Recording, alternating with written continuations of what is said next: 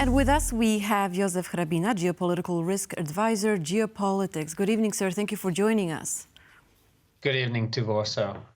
Now, before receiving that help, that military aid from the United States, President Zelensky said that they need this aid to survive. So now that they have it, do you believe that they will win the war, or they will be closer to winning the war, or this will prolong their defensive capabilities? What is your take on that?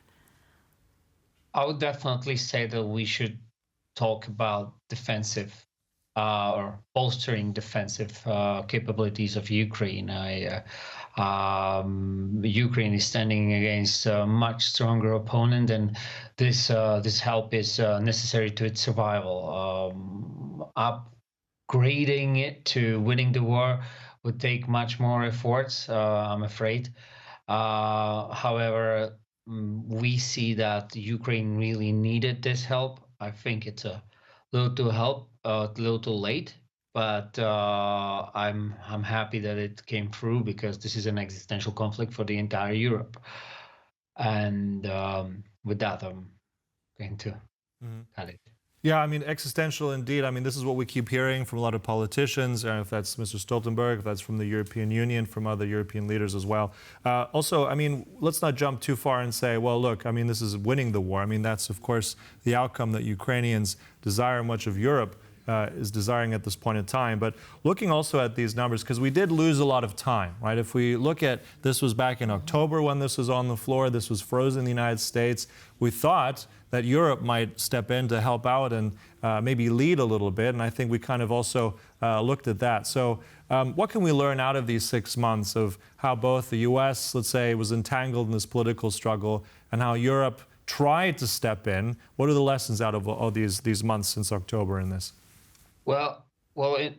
Firstly, I must say that these months are very likely going to cost Ukraine the entire Donbas region. However tragically this sounds, but there is very little hope that Ukraine will hold Chasiv Yar. We're hearing that Ukraine is a critical low on ammunition, on artillery grenades, on mortar shells. For so many months, and this has definitely showed in the past few weeks, not to mention the entire air defenses, where Russia is now freely flying over the front lines, which was unthinkable a year ago. So, and using these air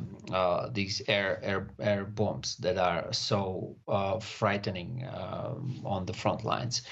What we can learn from these months, that any hesitation in this war will cost us a lot, and especially Ukrainians. And in terms of lives, I cannot really say the number because we don't know the numbers, but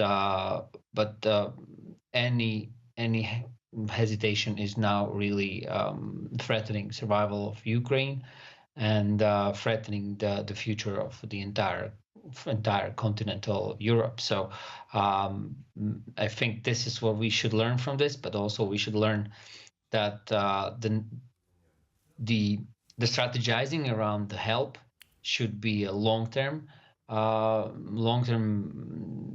kind of activity that will count with these setbacks, because we're in democratic countries, and a lot of decisions depend on the democratic votes. So we have to start thinking about how to fortify Ukraine and how to make it sustainable in order to prevent these setbacks. And we're looking at the November presidential elections in the US, and a lot can change. And this is let's, Joseph, I know I don't want to go too on the future. Let's focus on the here and now as well. I think, yes, as we said also, when we heard from President Biden, he wants this stuff. He signed it. Apparently, it's already on its way. But realistically, what can we expect to be delivered to those front lines, as you said, where there is low morale right now? I mean, in the speech, President Biden said there was cheering over the weekend. But when is this stuff going to arrive where it's needed? in the coming weeks, we know that Patriots should, Patriot missile, well, anti-air batteries should arrive within a week since the signature, which is a great news because really we've seen deterioration in Ukraine's air defenses, and this is probably the most crucial in defending civilian lives, and not only civilian lives, but covering the front line too. I'm not sure how these will be used in what fashion.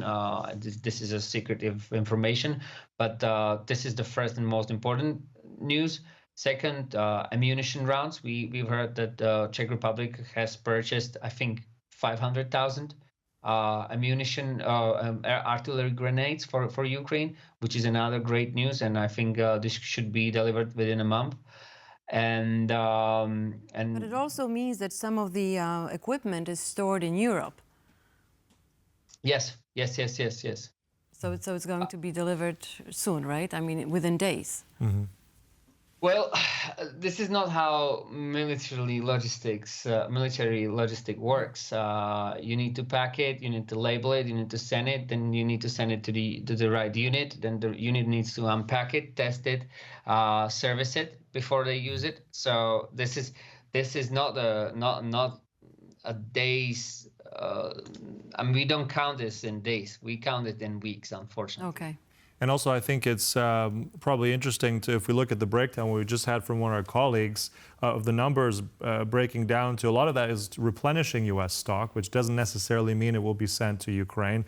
That we look at this Ukraine Security Assistance Initiative, which is actually the mechanism by the Pentagon to buy new weapons. I know there's probably a stockpile on its way, but I guess, can you give us any indication of how much of this is frontline equipment, or some of it will be used potentially to train new soldiers? Because we know that mobilization is now happening at the same time. Can you give us a bit of insight on that?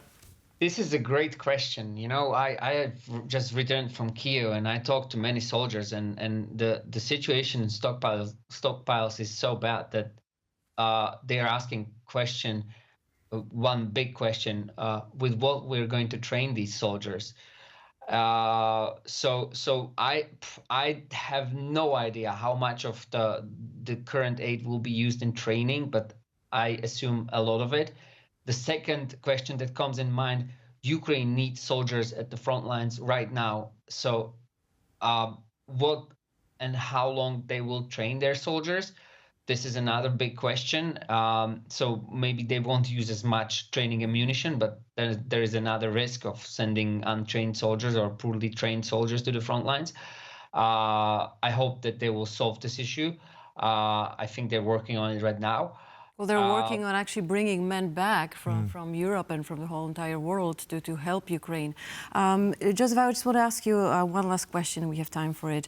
Now, we're talking about military aid, but we're not talking about in what form is this aid given to Ukraine. Is this a loan, or is this just free money? I mean, just equipment to help Ukraine, and U.S. is not going to want anything back from Ukraine?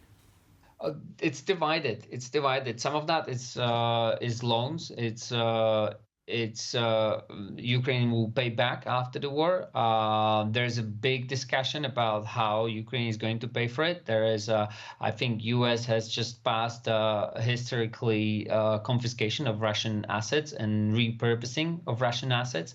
I have been part of one conference in Kyiv last week where we actually very actively debated this issue, and a lot of this can be actually covered from the frozen Russian assets. So, but I don't know the ratio between. I'm sorry, I don't know the ratio between how much of the current aid is going to be returned. Right. On how much is going is just an aid. Well, perhaps we'll find this out in just a matter of time. Yeah. And I'm sure there's going to be an audit when it comes to all this equipment, and institutions are going to check how are these weapons and equipment being used. Jozef, thank you very much for breaking this down for us. Thank you for having me.